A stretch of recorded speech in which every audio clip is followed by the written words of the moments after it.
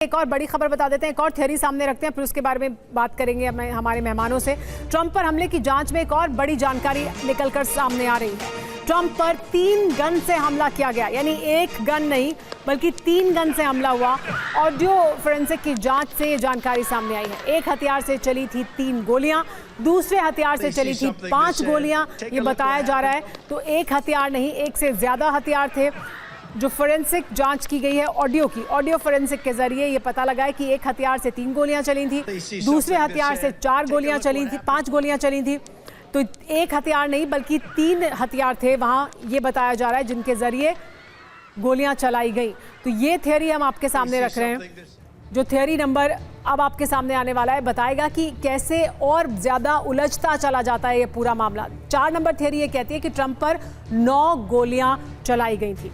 अब आपको इससे जुड़ी हुई जो बड़ी जानकारी है वो बता देते हैं। एक बार में राइफल से 9 गोलियां चलाना संभव नहीं है, यानी एक राइफल से गोलियां नहीं चली हैं, 9 गोलियां। जानलेवा हमले में 3 हथियारों का इस्तेमाल किया गया, ये कहा जा रहा है। जो एक्सपर्ट्स हैं वो जांच के बाद ये कह रहे हैं। पहले हथियार से 3 गोलियां चली हैं, ये जानकारी मिल रही है। इसके बाद दूसरे हथियार से भी गोलियां चली हैं, दूसरे हथियार से 5 गोलियां चली हैं, ये जानकारी मिल रही है। तो ऑडियो फोरेंसिक के तहत ये दावा किया जा रहा है, ये कहा जा रहा है कि ऐसा हो सकता है। एक हमलावर ढेर, बाकी के 2 हमलावरों का कोई पता नहीं। यानी एक हमलावर तो ढेर हो गया, अगर 2 और हथियार वहां पर मौजूद थे तो वो 2 और हमलावर कहां हैं, उनके बारे में कोई जानकारी क्यों हमारे पास मौजूद नहीं है। पीके श्रीवास्तव जी, 3 हथियारों से हमला किया गया, क्या आप भी मानते हैं इस थ्योरी को? इस थ्योरी में आपको लगता है कि कुछ जानकारी है अहम जो सामने आ रही है, जो सवाल उठाए जा रहे हैं कि बाकी 2 और हथियार भी वहां पर मौजूद थे और वो हथियार कहां हैं फिर? तो मेरा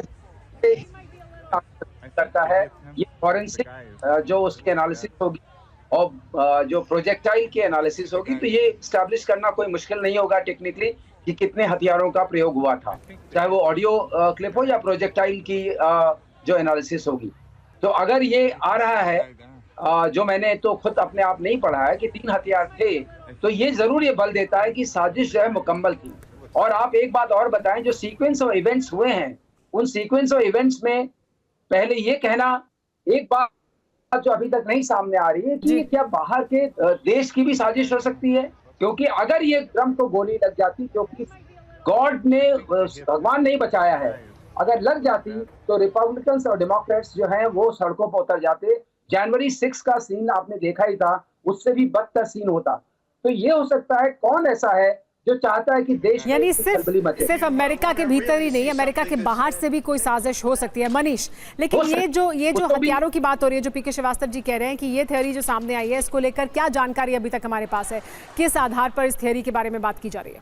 बिल्कुल सुमेरा, अगर संभव हो तो एक बार फिर हम उस वीडियो को दिखा सकते हैं। और चूंकि ये वीडियो सब जगह अवेलेबल है, जब ट्रंप को गोली लगती है, उस वीडियो को आप ध्यान से सुनिए, उस वीडियो को ध्यान से देखिए।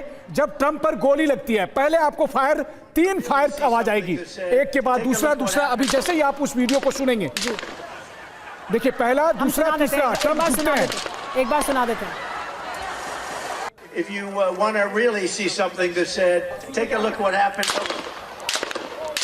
3 गोली चली। अब देखिए कुछ सेकंड के बाद देखिए धड़ाधड़ करके 6 गोलियां चलती है और फिर 1 गोली चलती है और उसके बाद फिर आखिरी गोली चलती है,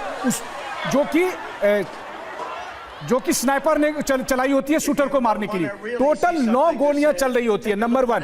नंबर 2, वहां पर जो गोलियों के कैट्रिजेस मिले हैं उससे 3 अलग अलग वेपन से ये गोलियां चली है। एक वेपन से 3 गोलियां चलती है, एक वेपन से 5 गोलियां चलती है और एक वेपन से 1 गोली चलती है जो ट्रंप को जाकर लगती है। इसीलिए कहा जाता है कि ये केवल दैवी चमत्कार है कि ट्रंप उस दिन बच गए। ट्रंप को किसी और जगह से किसी और ने शूट किया, बल्कि जहां से गोली चलाई थॉमस मैथ्यू ने, वो गोली ट्रंप को नहीं लगी और 3 वेपन का इस्तेमाल हुआ, 9 गोलियां चली, 2 शूटर गायब हैं। और ये सब बात केवल हम और आप नहीं कह रहे, ये FBI की इन्वेस्टिगेशन में सामने आ रही है। FBI ने जो ऑडियो फॉरेंसिक किया है, और वो कोई भी देख सकता है क्योंकि उस समय लाइव रिपोर्टिंग हो रही थी, हर किसी ने उसके ऑडियो को सुना। हमने अपने दर्शकों को दिखाया कि एक के बाद एक कैसे 9 गोलियां चल रही है।